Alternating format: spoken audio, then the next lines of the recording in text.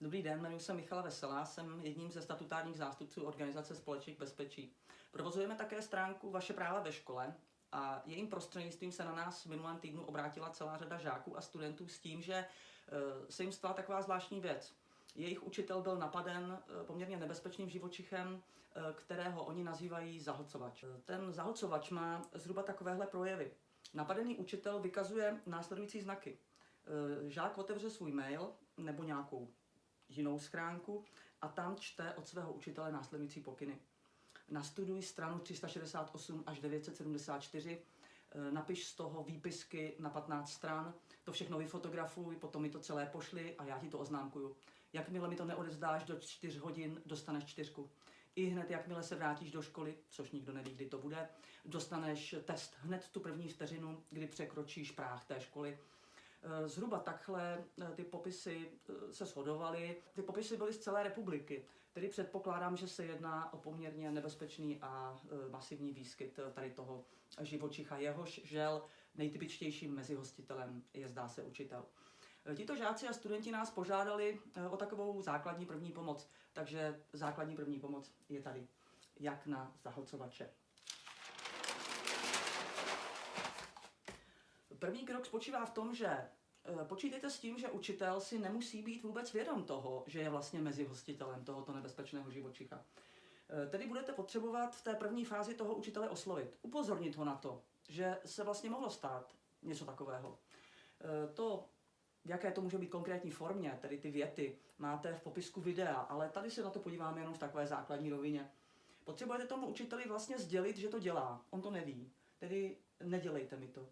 Další důležitá informace je, mě to vadí, je toho moc, nevyhomuje mi to, nedává to asi v zásadě ani smysl. A můžete ho i upozornit v takových pomocných větách na to, že máte nějaký rozvrh hodin. Ten rozvrh hodin v té škole je obvyklý, těch předmětů máte několik, který se může stát, že když shodou okolností a asi i k vaší smůle vás učí učitelů víc, kteří jsou napadení právě tímto živočichem, tak v podstatě nemáte čas ani spát, protože se stále musíte věnovat vypracovávání těch úkolů. Jak jsem tak pochopila, ono vám tohle některým snad ani nevadí, zřejmě jste na to už zvyklí.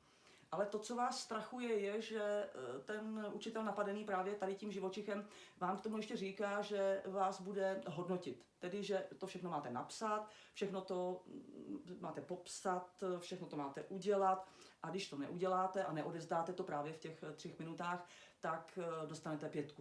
A buď to funguje, anebo to nefunguje. Když to zafunguje, je to v pořádku, můžeme se radovat všichni, vy i váš učitel. Když by to nefungovalo, bude potřeba přistoupit ke kroku číslo 2. Je to už takové v podstatě vyhánění toho živočicha z těla toho mezihostitele, tedy z těla učitelova. Technika se jmenuje Davidův prak, máme ji nacvičenou, naskoušenou. Je to v zásadě taková technika, kterou můžete vidět v akčních filmech. Vetchý 90letý stařík jde po ulici, napadne ho obrovská hora svalů, metrákovej chlap, snaží se staříka skolit, ale stařík do něj šťouchne prstíčkem, metráková hora svalů padne.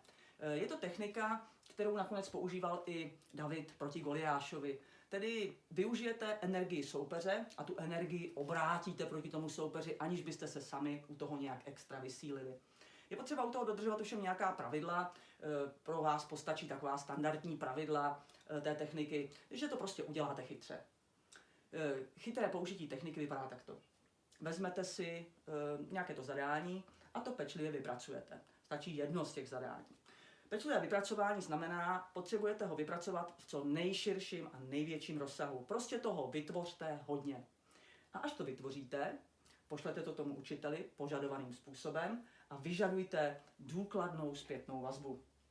Důkladná zpětná vazba spočívá v tom, že vám ten učitel vlastně v souladu s doporučením Ministerstva školství řekne, tohle máš v pořádku, tohle máš taky v pořádku, ale tady pozor, toto si zkus opravit. Tady se na to zkus podívat jinak. Tady udělej tohle, tady udělej tohle.